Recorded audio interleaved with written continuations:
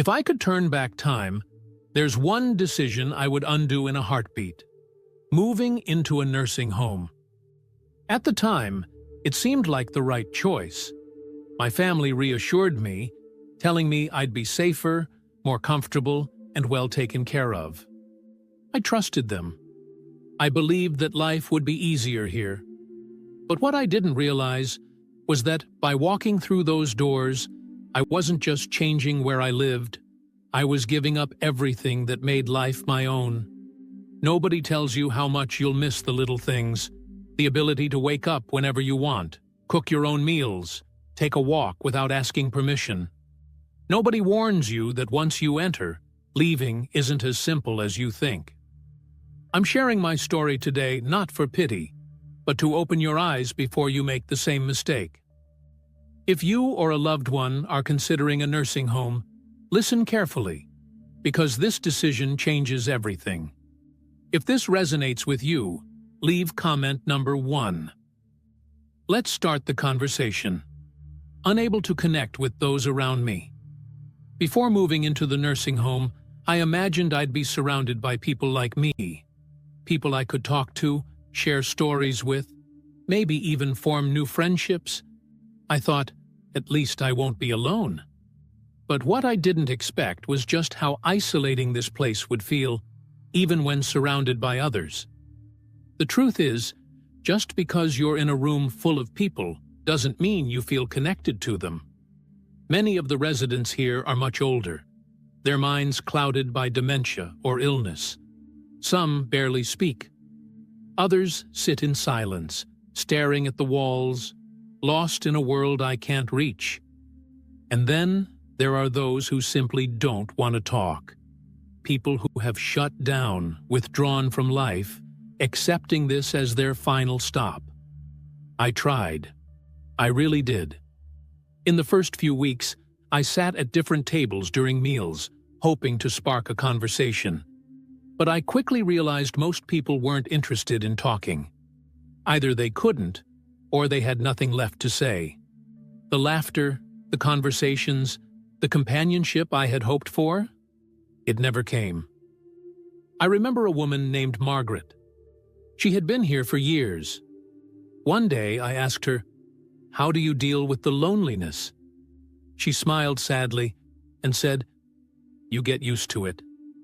That broke my heart. I don't want to get used to being alone. But in a place like this, loneliness doesn't come from being physically alone. It comes from the feeling that no one here truly knows you. I used to think loneliness meant having no one around.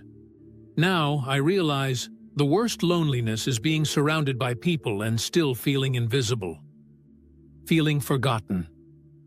I became nothing but a memory. The isolation inside these walls was one thing, but what hurt the most was realizing how quickly the world outside moved on without me. When I first arrived, my family reassured me they would visit often. And in the beginning, they did. My daughter came by once a week, my grandkids stopped in on weekends, and for a little while, I felt like I still had a connection to my old life. But as time passed, the visits became less frequent. My daughter started calling instead of coming. My grandkids got busy with school, work, and their own lives. Holidays were the hardest. They always promised they'd visit, but plans changed, schedules got tight, and suddenly I found myself sitting alone in the common room, watching others stare at the door, hoping today would be the day someone remembered them. It's not that my family stopped loving me. Life just got in the way. And when you're not around every day, it's easy for people to assume you're fine, that you've adjusted, that you don't need as much attention. But the truth is, the longer you stay in a nursing home, the easier it is for people to forget just how much you still need them. I remember one evening, sitting in my room, holding my phone, debating whether to call my son. I didn't want to be a burden. I didn't want to remind him that I was here, waiting for a visit that might never come. So I put the phone down. And that's when it hit me. This was my life now. Not being hated, not being abandoned, just forgotten. When you leave the life you once knew, you don't just lose your home, you lose your place in other people's lives. Biggest regret: losing my freedom. If I had to name the hardest part about moving into a nursing home, it wouldn't be the small room, the scheduled meals, or the unfamiliar faces. It would be the realization that I had lost control over my own life. Before, I lived on my terms. I decided when to wake up, what to eat, when to take a walk. If I wanted to sit by the window with a cup of coffee and watch the world go by, I could. But here, everything runs on someone else's schedule. Breakfast is served whether I'm hungry or not. Lights out happens at a set time, even if I'm not ready for bed. Want to go outside for some fresh air? You need permission, and you might have to wait until a staff member is available to take you. The worst part is how quickly you start adapting. At first, I pushed back. I asked why I couldn't eat later, or why I needed approval just to step outside. But over time, you stop fighting. You learn to fit into the system. And in the process, you lose a part of yourself. Freedom isn't just about the big things. It's about the small choices that make life yours. When those choices are taken away, you realize how much they mattered. I used to think freedom was something I'd always have. I never imagined I'd have to ask permission just to live my life. Losing my sense of purpose. Days that no longer have meaning. When I moved into the nursing home, I thought I was just changing where I lived. I didn't realize I was also changing why I lived. At home, I had routines, responsibilities, small but meaningful tasks that gave structure to my days. Waking up meant something. I had a reason to get out of bed, even if it was just to water the plants, brew my own coffee, or organize my bookshelf. These little things might seem insignificant, but they made me feel like my life was still my own. But in the nursing home, everything was done for me. Meals were brought to me at set times, whether I was hungry or not. Cleaning was no longer my concern. My plants? They were gone, left behind in a home that was no longer mine. At first, I welcomed the change. Finally, some rest. No more chores, no more stress.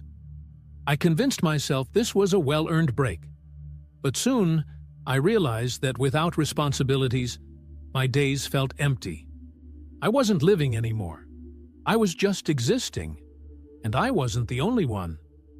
There was George, an 84-year-old carpenter who once spent his days building furniture in his garage. He used to fix things around his house, always keeping his hands busy. But here, there were no tools, no projects, nothing for him to create. I watched as he withdrew into himself, his once skilled hands now resting idly in his lap. One day, he looked at me and sighed. I feel useless. I understood exactly how he felt. Because when you no longer have anything to care for, no purpose to hold on to, life starts to slip away. The mind slows down, the body follows, and suddenly, you become just another name on a list. My health declined faster than I ever expected. Before I moved into the nursing home, I wasn't an athlete, but I was doing just fine for my age. I could get around on my own, cook my own meals, and take care of myself. I had my little routines, stretching in the morning, walking to the store, even just moving around the house to keep my body strong. I figured I'd be able to maintain that lifestyle, even in a nursing home. But what I didn't realize was that the less you do for yourself, the weaker you become. At first, I thought I was just taking it easy. Meals were prepared for me, so I didn't need to stand in the kitchen anymore. If I needed something, I just pressed a button and someone came to help. It was convenient. Too convenient. I started sitting more, moving less. My legs felt stiff in the mornings. Getting up from a chair became a chore, and I wasn't the only one. I saw it happen all around me. People who had walked in on their own 2 feet were suddenly relying on walkers. Walkers turned into wheelchairs. The more help we were given, the more we seemed to need it. I remember Alice, my neighbor, a lively 81-year-old woman who was determined not to slow down just because of her age. When she first arrived, she took daily walks, saying, "I won't let this place change me." But then, she started skipping a day, then another.